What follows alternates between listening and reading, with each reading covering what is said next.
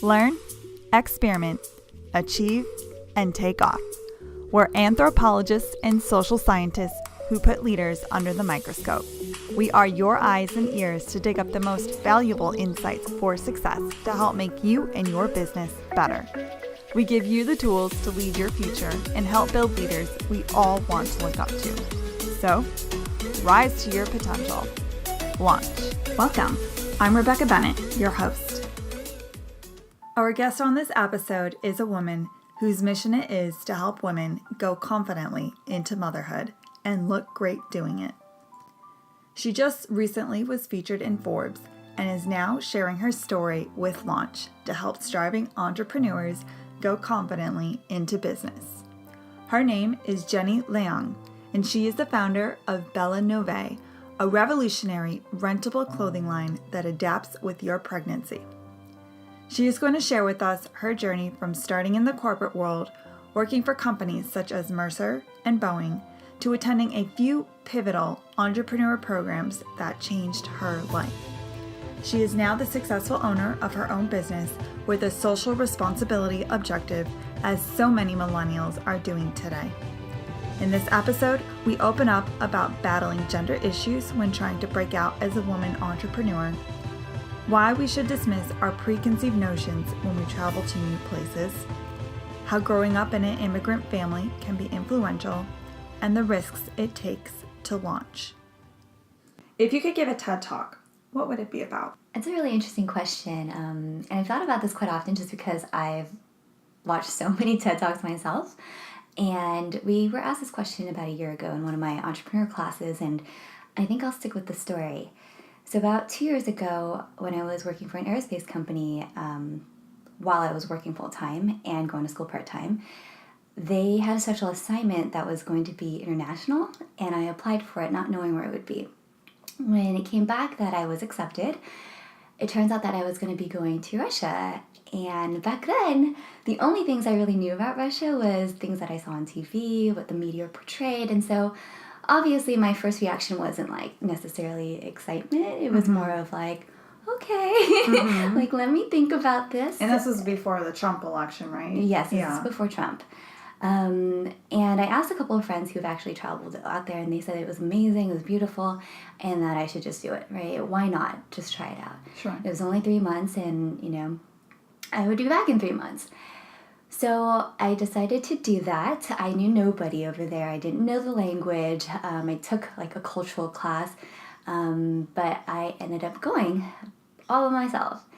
And in the first week, it was an Indian summer is what they called it. It was during the winter time actually. And I was like, wow, it's really beautiful here. And it's like the weather's really nice. And in the center of Moscow, it really looks like a Rodeo Drive. It's really nice. Oh, wow. So I was like, oh, okay, I can do this. Yeah. That was before the cold kicked in. Gotcha. And I'm from LA, right? So that was a little hard. But a week in, I had some probably bad street food. I think I was a little too adventurous. Sure. And ended up in the hospital. I was there for 3 nights, and it was scary just because the doctors didn't speak English. They had translators, but when it comes to medical conditions, it's a little bit more nerve-wracking to be there without having family or friends around. And so when I was admitted into a double room, so I had another patient that was in the room with me, but I never saw her. I don't know, maybe she was always in another unit, but her mom and her brother would always come by and tidy up the place, fix the picture frames, bring flowers. And every time she came in, and the mother, she saw that I was alone, so she'd kind of give me a thumbs up, and I'd thumbs up her back and say, okay, yeah, I'm good. Day 2 rolls around, she comes back, and she sees that I'm alone. Okay, she does the thumbs up thing again, and then, she leaves. Day 3, she realizes, okay, she has nobody here. And so she decides to sit down with me. And she knew that I wasn't Russian. I didn't speak any Russian. I knew she didn't speak any English. And so here we are sitting there in a hospital room, not speaking the same language, but good thing we had Google Translate. So for 45 minutes, we were just typing back and forth. And she was just so motherly. She held my hand the entire time. And in that one experience, and I'm glad that it happened at the beginning of my trip, is to realize that people are people no matter where you're from. And she didn't know me. She didn't have any business to know me, or she didn't need to care about me, but she did anyways. And I think part of her being a mother really is the message that motherhood is universal, right? I'm not her blood daughter, but she came and she cared about me the way that she would her own daughter. And that story really stuck with me to really say, first and foremost, just go see it for yourself, right? I had a lot of preconceived notions before I went there, but after this experience and meeting a lot of amazing down-to-earth people, that, whatever I see in the news, and let me also say that the only thing in English over there was the news. And they basically said how terrible Americans were. It's like the same thing from this side of the world. And I sat there, I was like, I don't think I'm that terrible. Sure. So take everything with a grain of salt, right? Go see for yourself, make your own judgment. That was the first thing I learned. But the second thing that I learned is the fact that how, motherhood and just that care and that innate love that mothers have for children, all children of the world, extends just throughout everything. So yeah, it goes beyond borders, basically. Yeah, and did you say that you had an experience as well with... Yes, when I was at the Hoag Hospital, I had a stress breakdown is what they called it. And there was this woman there with, I don't know if it's her older son or not, and she came over and she started patting me on the back saying it's going to be okay. She didn't even need to ask my name. She just came forward and started showing all this compassion. And I will never forget that woman. I don't know her name to this day, but it just truly showed me like the compassion that humans can have for each other is just extremely powerful and inspirational. Yeah. And it seems like, you went through a similar thing where it kind of empowered you as well. Mothers are great. Yeah, they are So great. glad for them. They are great. So moving on, speaking of mothers, and I know that's kind of where the foundation inspiration of your company came from. Tell us a little bit about how BellaNove came about. So after you had this experience, what happened between then to the moment when you decided that this is what you were going to do? It's been actually a series of events that led me up to BellaNove. And BellaNove, it took us a while to find the name. It's silly, isn't it? But it does seem to make or break, the way that we want to portray ourselves. So Bella is beautiful, which is Italian. Nove is 9, which is Latin. And so we say beautiful 9, right? Beautiful 9 months. And again, being that motherhood is universal, Latin, Italian, doesn't matter what language you speak, right? That's kind of where the name inspiration came from.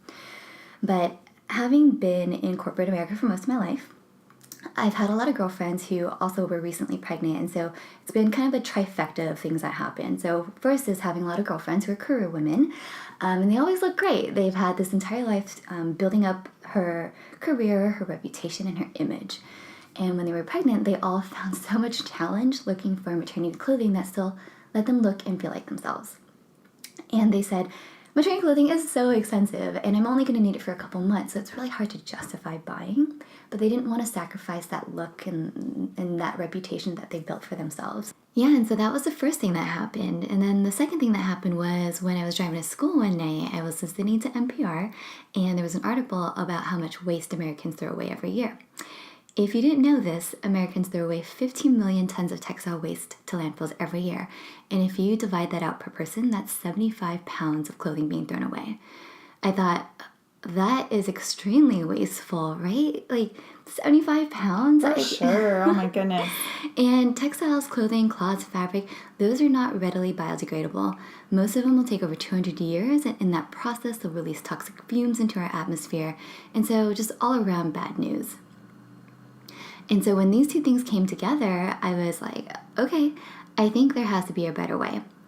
Oh, why not rent your maternity wardrobe? This way, for her, she gets a lot more selection. She doesn't have to wear the same thing over and over again, and it becomes a wardrobe that adapts with her growing body. So women in their first trimester, second trimester, third trimester, they all grow in very different ways. You don't know what's going to happen. But if you have a wardrobe that can adapt with you, and you can make sure that, hey, it's going to fit you in month 2 versus in month 7, and you can pick something different, it just seems to make a lot more sense for her.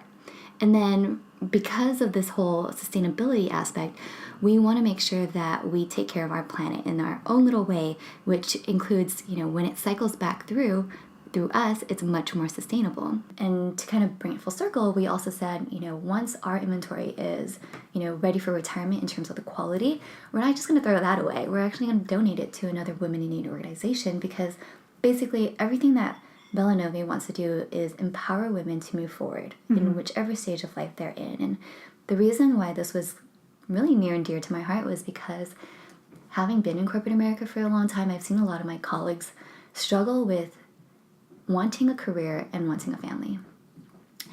And a lot of times people perceive that when you have a family or when you're pregnant that you lose momentum in your career. Maybe she's not slated to be the next manager or the next leader because now she's diverted, her attention's diverted. Which isn't necessarily true or should even be the case, because statistically, from a psychological study, men who have families are shown to be perceived as better leaders. They are perceived to be more responsible. Interesting. So isn't that like a catch-22? Yeah, I didn't know that. Yeah. And so I thought, hey, when you put on something that makes you look beautiful, right? You feel beautiful. And with that, you kind of move differently, right? You're a little bit more confident about the way you present yourself or what you do. And that was the entire inspiration behind BellaNove, right?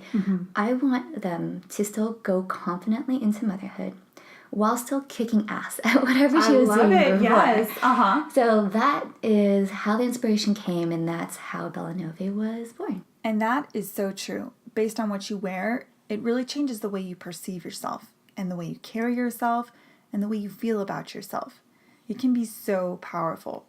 So I think that's really great that you are working on expanding that and putting that forth into the world for women. That's wonderful. Have you ever come across gender issues in the workplace? And has that had any influence on who you are today? I think if you had a chance to ask every woman in the world this question, I would bet the answer is yes. We've had challenges with, just the glass ceiling, and now just most recently all of these harassment cases. And so, yes, definitely. But I think it's also how you mitigate those situations, right, is really important as well. I think my mom taught me from a really young age to be cautious, to not lead people on or put yourself in a predicament where you can't get out of, right? And so I think from a young age, I was very careful about how I take my next steps with someone that I may not know very well, or haven't built the trust yet, or, the relationship hasn't been vetted over time, right? But I do want to say that it has been more difficult now being in the startup phase, because what BellaNove is a company for women, right? And most of the investors in this space are male, or just investors in general, they're male. And at the beginning of this journey, it was hard for us to convey why there's even an issue, like what the problem statement was. But over time, I think this is part of being an entrepreneur, is figuring how to reframe your message so that the audience understands and that they come along the journey with you. So before, we would talk about the challenges that women have in their careers and the confidence and, everything that we just spoke about earlier. But now I think I try to reframe the message and start with, all right, there's 4 million women in the United States that experiences this every year. That's a big number, right? And so it gives them a little bit more context, like, oh, it is a big problem. Guess what? That's pregnancy. If you think about your friend, your cousin, your sister, your significant other, colleague, and you see her, you know that she's going through a lot of changes, especially when it comes to her body. She's literally growing out of her clothes. So when we start bringing in, more things that they can relate to, that they can visualize in their mind, then it makes it easier for them to understand what we're talking about. Yeah, you're bringing it closer to home, basically. Yeah, definitely. And so I think that's kind of the job of an entrepreneur, is to help other people understand that problem that you're tackling. I've obviously met a lot of women during this journey, and they're like, bam, right away, I get it, right? And a lot of men actually do. Some just need a little bit more visualization for them to really get what the problem is. So I know you attended the UCLA MBA program, and that's such a huge jump to make. That's an enormous decision. So what led you to actually want to go through with that? Well, first, it was a part-time program. So I still kept my full-time job while I was doing a 3-year part-time program. And I made that decision because I felt like at a certain point, you've learned a lot in your career, right? I've had a lot of different positions, learning about the different facets of a company and how they work together.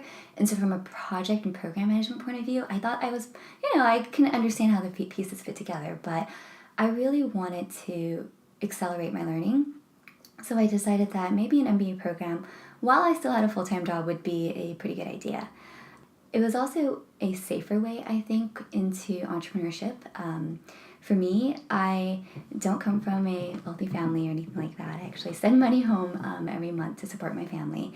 And so it's been a long time coming that I've wanted to start something on my own and make a difference the way that I wanted to.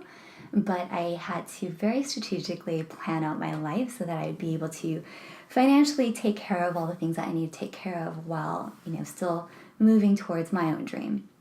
So the MBA was a safe way because I kept my job and I was able to still have a steady salary and still work towards and learn more about, entrepreneurship, for example. So throughout the MBA program, a lot of great resources came to light. So there were entrepreneur classes that helped me kind of frame BellaNove into what it is today. I even took it through my master's thesis.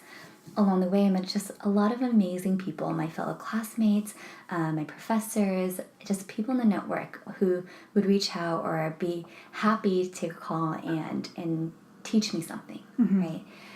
And throughout this journey, we've also had a lot of opportunities to go into pitch competitions and really, learn by jumping headfirst, which was great. We won a couple of competitions on the way, and back then it was just a concept, and it was really amazing to see that people just loved the idea, right?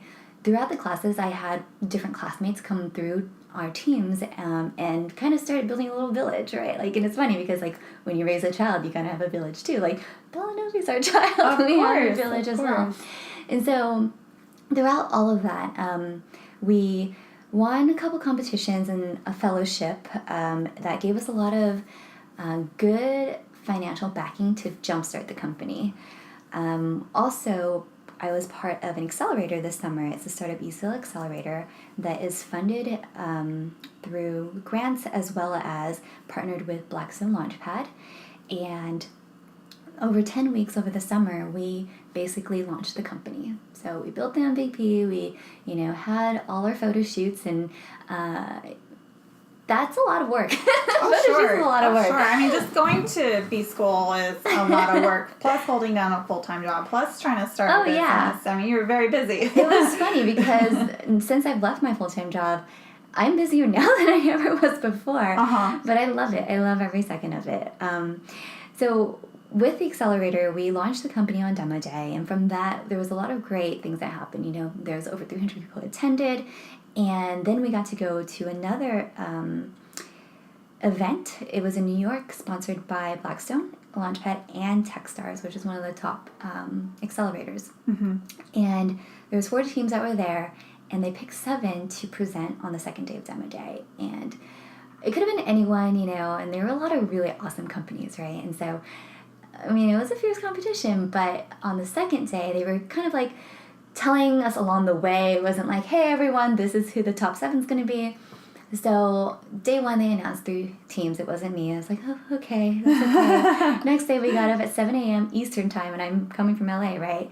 And the event wasn't going to end until 9 p.m. Eastern time. I was oh my God, okay, I'm gonna truck on through. We're going to do this. They told us about 2 other teams at lunchtime. Wasn't me again. And then at 5:30, they announced the last 2, and I was one of them, right? I'm okay, we're pitching at 6:30? Okay, no problem. Boy, the anticipation just leading up to that was nerve-wracking. Yeah, but I feel that's how it is in the startup world.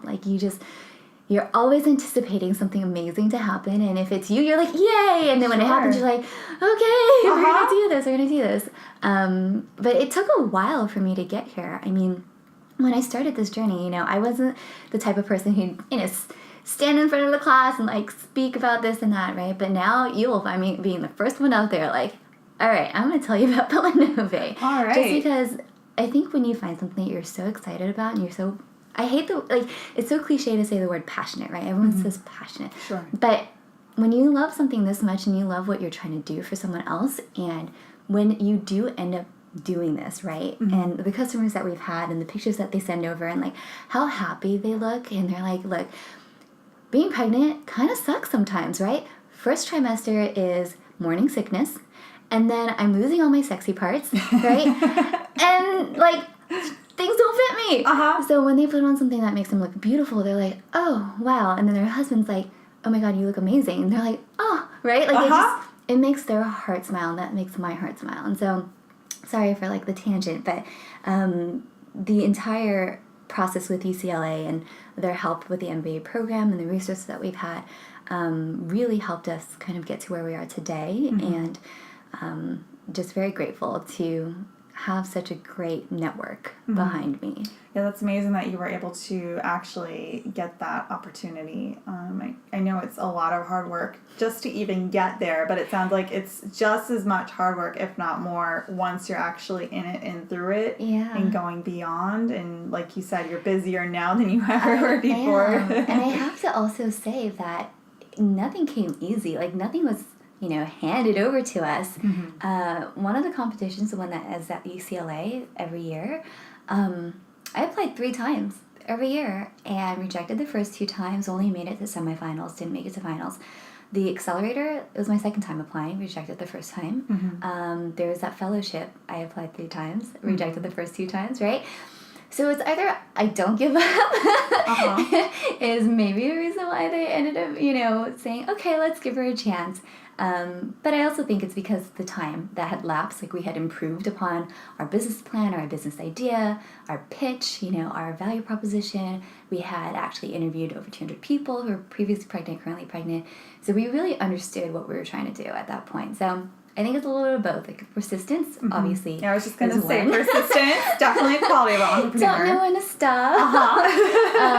But yeah, it wasn't easy. And I have to say that if you love something this much, you're okay with the rejections because you know that someone at some point will believe. The way that we grow up is very influential in the people we become.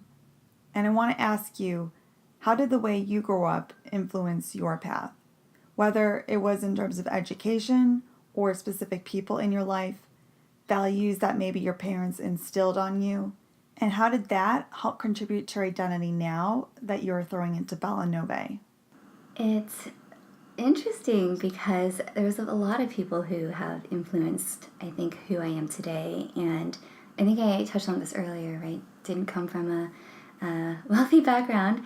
We immigrated here when I was 3, actually, and my parents wanted my sister and I to have a better chance at life. And neither of them had the chance to go to school past elementary school when they were in China. And so growing up was not that easy, right? My parents don't speak English, and so everything that I learned was new, right? But also, it was during the 6th grade assignment where I had to interview my parents and kind of hear their life story. That's kind of when a lot of things changed. Back then I was probably looking at my friends like, oh my gosh, you got the new sneakers. Oh my gosh, like you're going to the movies and I can't go because my parents can't afford it, right? Like you had that bratty kind of perception of the world. But after that assignment, like everything changed. So I learned that, my parents grew up in China where they didn't have all these opportunities. And the story that really resonated with me was the one of my grandma. So she's 97. Oh, wow. She is still alive. Oh, good for her. Yeah, she's amazing. And she raised 5 kids all by herself. Holy smokes. My dad helped her ever since he was a little kid just because, they couldn't afford an education. But, she would have her little hustles where, she has a flower shop, like one of those stands, not a shop, like a cart, okay? Sure. Flower cart, maybe a food cart at some point. She went to like the river to, her job was to grab water from the well. Like I'm not joking, like they literally carried water from the river to the village. And on the way back, she saw that there was like a wood mill where there was like extra wood chips. So she'd come back after that to grab the wood and sell it as wood, like firewood to the village, right? Like this woman worked every day of her life, every minute of her life. And in like her maybe teens, they had a chance, like they opened up the first school that allowed for women to attend, and she really wanted to go. But her mom didn't think that was the place for a woman, and she snuck to school anyways. Oh, wow. Until her mom like eventually found out like she was not where she was supposed to be. Uh-huh. I think she was married by that time too, you know, one of those arranged marriages. Uh-huh. And she basically went to school and dragged her out, like in front of everyone, yeah. And so poor grandma, like I think she would have been the smartest girl in the class, and her life would have been so much better had she had that opportunity. And that's why I think education is a privilege. I've never taken it for granted, especially after that assignment. I graduated top 1% of my high school class. Oh, wow. And then went on and, now just, did my MBA. So I find a lot of value in education. On top of that, I think having learned how to budget when I was young, because, we really had to do that in order to have food on the table, it really helps me be lean and scrappy with my startup now, right? I think because of the way that my dad has always been, where like we don't know how to do this but we're going to figure it out, that mentality and that train of thought is very much me. Sure, I don't know maybe the technical side, but I'm going to figure it out, or I'll find someone who knows and will teach me, or will do it, and I'm not just going to hand it off. Like I actually want to learn and understand how they all come together, because I think that's really important to understand how your business works. Not to say that, they very well are empowered to do what they need to do, but at the same time, I would just love to learn in the process. And it's something that's actually really important for my team.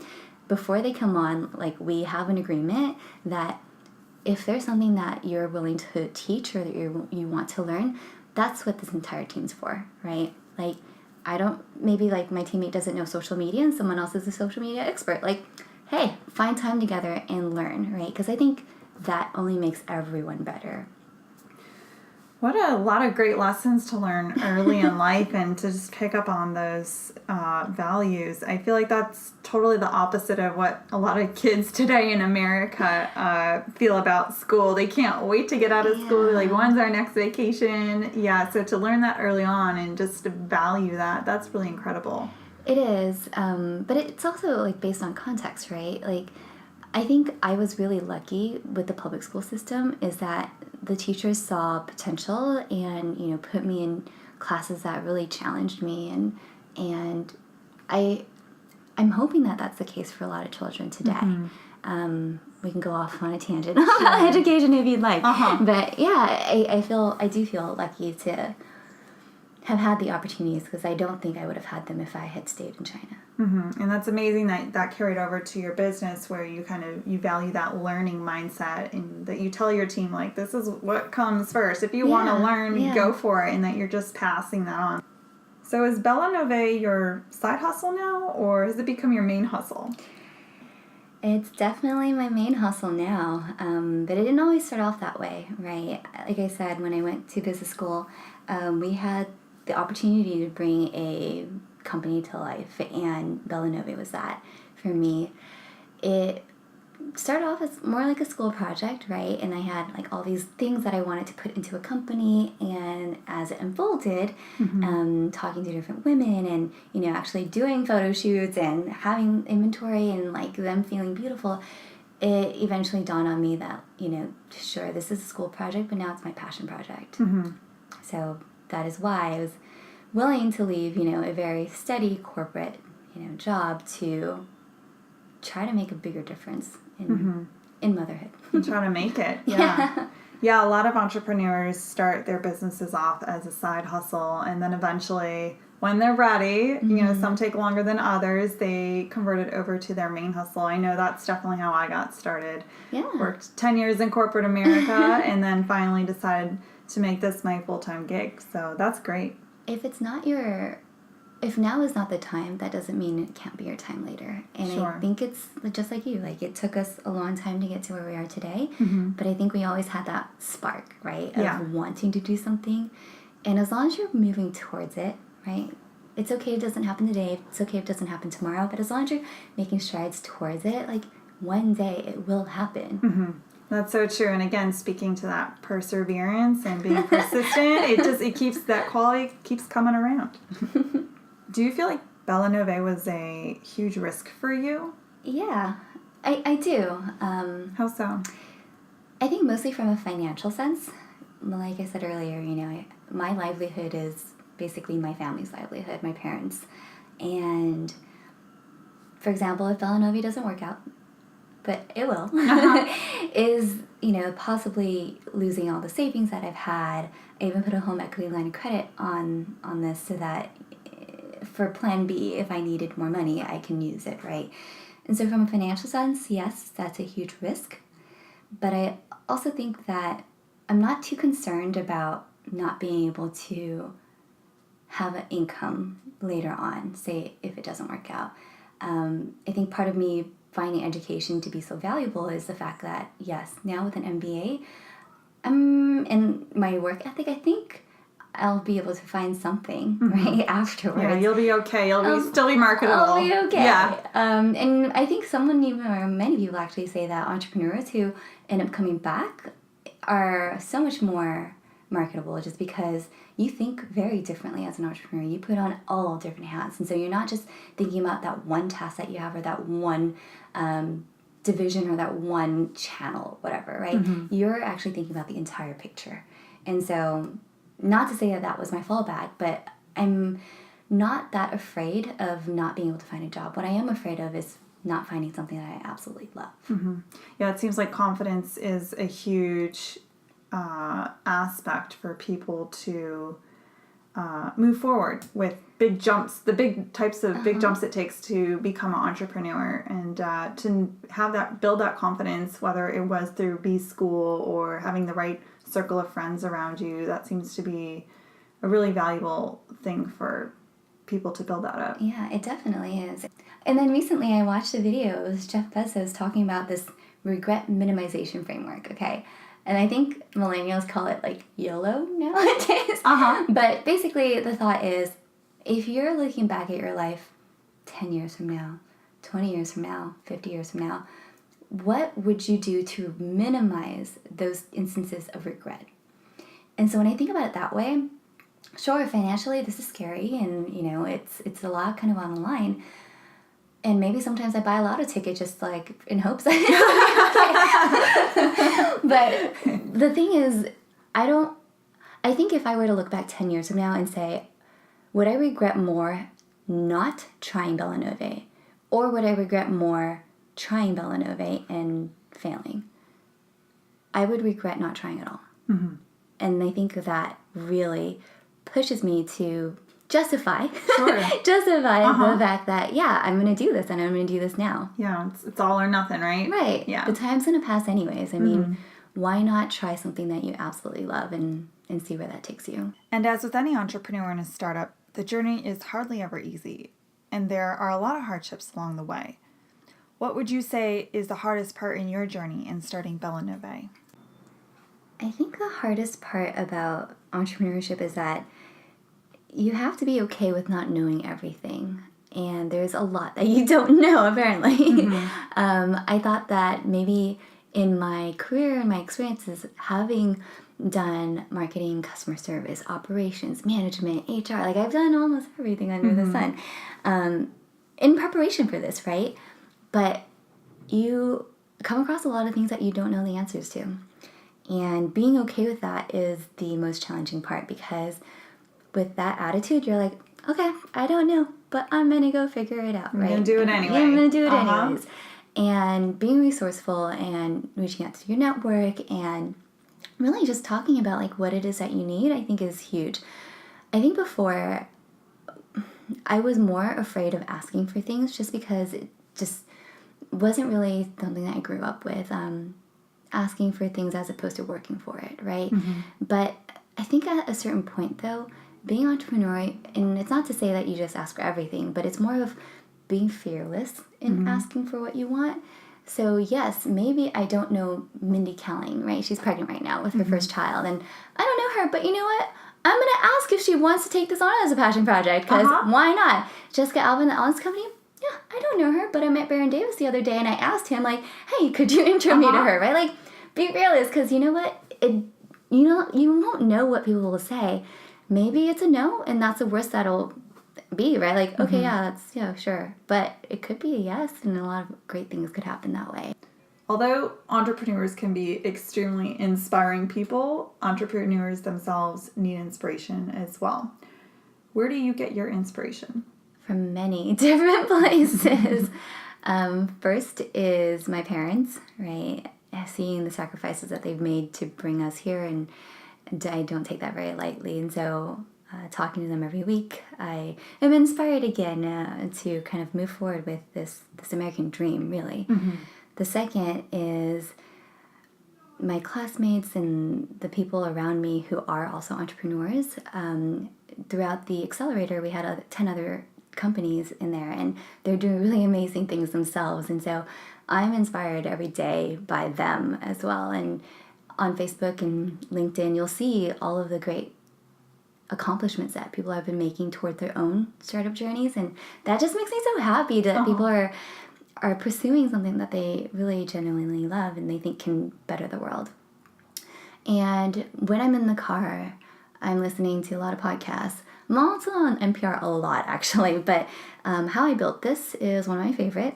It's the one that talks about, all the big successes that are like Airbnb, Tom's, like, which one did I listen to recently? I listen to so many that they're like becoming a blur. But it's more of like, they talk about how hard the journey is, and the thing is, like, yes, people will see entrepreneurs and think, oh, that's really cool, but there's a lot of work that comes with it, and a lot of rejection, a lot of failures, right?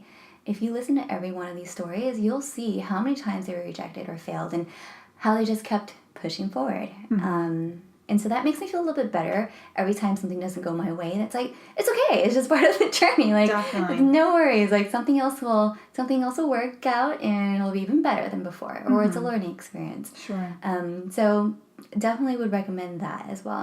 And I'm subscribed to like TechCrunch and all the other cool things that are happening, right? Like, so you kind of get the first look at the really, really cool things that are happening all around the world, not just here in America, right?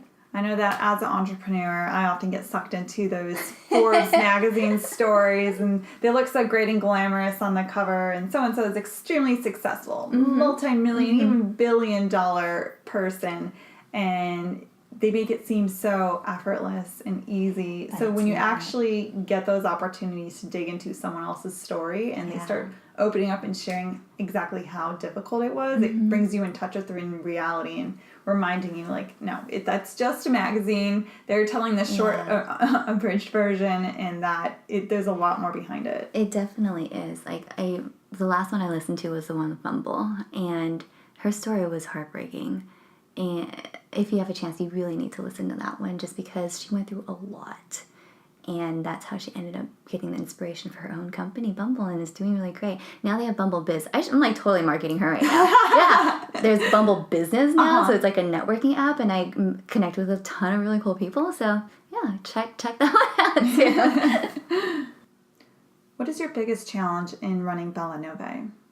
I think prioritizing is really tough, just because you want to move forward so quickly, but there's so many pieces that need to come along with it, and prioritizing which ones need to happen before the other is a lot of work. Although I'm really good at like Tetris and like really good at these like logistics games, so I'm like, okay, I can do this. Project management is something that I really actually enjoy, so it's I can do this. It's just more of like, there's so much to think about and so much to move forward together. And then you want to bring your team along with you, right? And make sure that they're challenged and that they have work that's meaningful, and that they have what they need to do what they need to do, right? And so a lot of it is more like the prioritizing, the planning of it all. But I feel like that's probably true for every entrepreneur, that's a definitely big piece of it, because you need everything to work together. Yeah, I know. For me as an entrepreneur as well, I'm always feel like I'm bombarded with this stream of ideas that just comes into my head, and it's like you don't have an on or off switch. It just comes. And you're like, oh, I have to write down this idea and that idea. And next thing you know, you have this huge to-do list that's longer than your Christmas list. Yeah, and it's difficult to manage. So, are there any kind of tools or work tools, processes, methodologies, things you use in your business that help you, regain that control and help you be more productive? Yeah, I definitely do. Slack is huge for us, just because you get to, compartmentalize different things that you want to do, or different resources that you find that you want someone else to take a look at, right? So if you haven't used it before, you can do hashtags for different channels, like this is our social media stuff, this is our operation stuff, right? So you can silo them into the compartments that they need to be. You can tag people to do different things there, but also just from a very manual sort of way. I think growing up, I'm not going to give away my age, but back then when we were taking notes with pencil and paper, I really find it satisfying to check things off or cross things off. And so there was this method where you put your task and then you put a box next to it, right? And every day you look through it, you can do something to denote okay, these are the things that I have to get done today, or even Monday, Tuesday, Wednesday, put that next to the boxes. And so then you'll go through it and then just kind of finish it, check it, and it's really gratifying to see that, because that Christmas list is really getting long. It is. I love those lists, by the way. That's something that I feel like I've been using ever since I was in kindergarten. When they give you the little template and then they put the stickers. Oh yeah, it is so gratifying. I should get some stickers. Today I did A+ work. Here's a gold star. My son is gonna be like, "Where's my schedule, my template thing for my chore list?" And I'm like, "Oh, your mom has it." She used them all. Yeah. Whoops. When starting a new business or even running a business that's already established, marketing seems to be a huge challenge for a lot of companies, finding that exact target market. What are some tactics that you have used, or platforms or outlets that have really worked well in building up your clientele that you've seen a really great response from? It's a good question. And I want to start off with saying that I think one thing that I learned from a lot of other successful entrepreneurs is that you can't be everything to everyone, right? And so finding that group of people that really resonate with your product and your service and what your mission is really important, because once they love you, they will tell everyone, right? And so word of mouth for us is really big, especially in the mother community, right? If you're looking for advice, you probably are going to ask another mother, right? Or someone who's also pregnant or was previously pregnant. And so word of mouth for us is pretty crucial to make sure that gets, I don't want to use the word viral because it's so techie, but it's kind of like that, right? If you know someone who then recommends BellaNove, then someone else will try it out and loves it and then recommend someone else. How do you think the industries of either maternity or retail or e-commerce needs to improve, or what changes have you been seeing, either positive changes or threats that are occurring that have affected you? I think there's a huge movement towards sustainability, whether it becomes the way that the business model is, or if it's the way that the fabric is made. There's a lot of different technologies that are looking into making things a lot more sustainable. I think fast fashion kind of created the issue of the 11 million tons of textiles being thrown away to landfills every year, because the quality is just so terrible that you wear it a few times and you only paid a few bucks for it, so you're like, okay, I can just throw it away, it doesn't really matter. And that becomes a very toxic cycle, right? And that's why there's all these movements towards being a more responsible company who's doing more than just selling clothes, right? We're not an e-commerce company. I wouldn't like to say that, oh, we're just selling clothes or we're renting clothes. What we're doing is, this is a means for women to feel beautiful during this time, and doing it in a very socially responsible way. And so I think everyone is moving towards that. At least the brands are getting a lot of push and recognition are the ones that are being socially responsible, because I think most of the world is now understanding that that needs to be the case. Otherwise, we're just going to continue going down this spiral. So your company is extremely fast growing. What are your big plans for it? Where do you want to take BellaNove? I really want BellaNove to be a brand where mothers recognize it as something that you can trust. Really, we're here, everything that we do is because we want their lives to be easier. And, for example, like the small things like, oh, okay, what if we can partner with some really awesome companies that may sponsor BellaNove as a maternity benefit, right? Like, how awesome would that be, where she feels like this company actually cares about, the things that she's going through during this change, and they still want her to feel beautiful, feel confident, and they're willing to sponsor a maternity subscription. Like, how awesome would that be, right? Let me know, like, if your company did that for you when you were pregnant, would you feel like, oh, okay, like, I'm going to give this company a little bit more. Like, I'm going to stay with this company because I feel like they're taking care of me.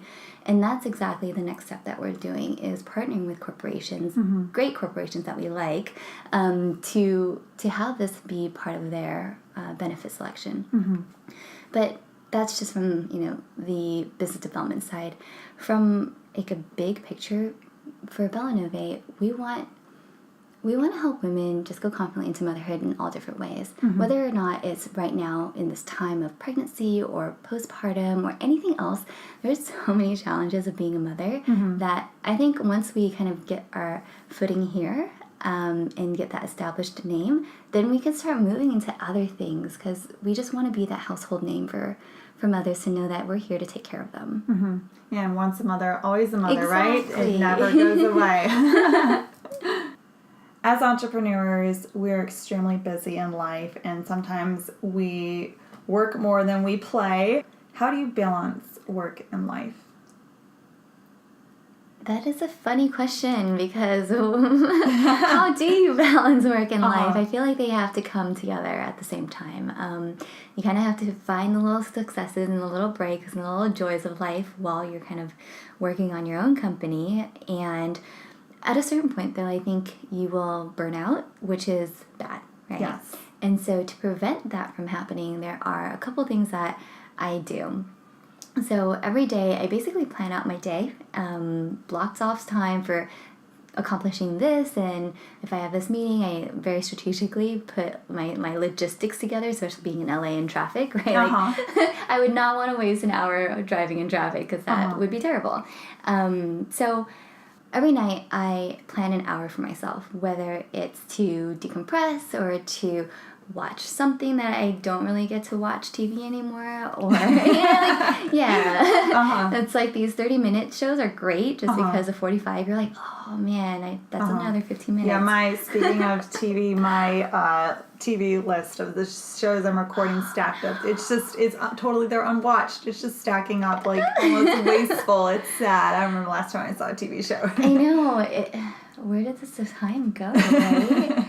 But I think you have to take time to just not think about work, because you need to reset. Otherwise, everything's just going to be jumbled and, like, compounded day after day after day. So that is what I do to try to keep somewhat of a work-life balance. I also meet up my friends for lunch or dinner, just because I have to eat anyways, right? Might as well use that time. So just being really smart about how the time is spent is, I think, very important for an entrepreneur to stay sane. And do you feel like LA is the place to be right now? Do you think it's the best place for BellaNove? I do actually. If you've heard of Silicon Beach, it's Playa Vista. Yes. So yeah, there's a lot of new talent that's coming here to our area, investors that are coming down here, moving their facilities or building a satellite office out here, just because they know that there's a lot of activity, entrepreneurial and startup activity here. And we're just a hop and a skip away from Silicon Valley, right? So it's not too far. In terms of BellaNove, I think this is a good place for us, just because we want to be in a metropolitan city. Our target demographic is, working women who have careers that they want to look a certain way for. But at the same time, I think we're open to exploring other metropolitan cities if that is the case. If you think about from a logistics point of view, maybe being in the middle of America is a little bit better from a shipping perspective, right? But at the same time, you can also argue like, oh, New York is the fashion mecca, right? Yes. Of, America, and everyone has really small closets, and so a revolving closet would be really great for them as well. Oh, that right? would be wonderful. So there are a lot of places that we can be. That's not to say that we can't expand, right? And just have offices here, New York, Chicago, like DC, anywhere, right? Definitely. And so this is definitely where I want home to be at first. And as we grow and we scale, then we'll kind of assess what the next steps would be. If you could go back in time, would you have done anything different? From going into business school to quitting to doing BellaNove, all of this was pretty cautiously planned given my circumstances, right? So I'd like to say that everything that's happened now happened for a reason, and I wouldn't want to change that. Mm-hmm. So if our listeners wanted to check out your site, where would they go? And if they wanted to get in touch with you, how would they connect? Yeah, our website is www.bellanove.com. It's BELLAN like Nancy, OVE. And if they want to connect, they can always reach out to me on LinkedIn. I am huge on advocating for entrepreneurship. So if you have an idea and you want someone to kind of vet through it or think through it with you, I'm happy to do that. And I think that's what makes the entrepreneur community so amazing, because it's very different in terms of the collaboration. We are always here to help each other, and I think that is why the world continues moving forward, is because of entrepreneurs, because there's all these great things that people can come up with, but how much greater could it be if you have two minds with it, right? So yeah, please feel free to reach out to me. I'd be happy to chat. Well, thank you for that, Jenny, and for sharing your story and taking the time to speak with us about how to start a sustainable e-commerce business while supporting women. Thank you. Hey, thanks for listening. Don't forget to download the next episode so you can listen to it on your next commute or trip. You can access more great insights and other goodies on our website at launchitspot.com. You can sign up for our newsletter there, which will notify you when we post the new goods. And of course, we always appreciate shares and likes by our listeners. Did you know that you can be featured on Launch? We are always looking for interesting people who are striving to become better leaders, as well as subject matter experts in any of our content categories listed in our nav bar. Believe it or not, your story can inspire so many people. All you have to do is quickly apply on our website and we'll be in touch. Now, how are you going to lead the world?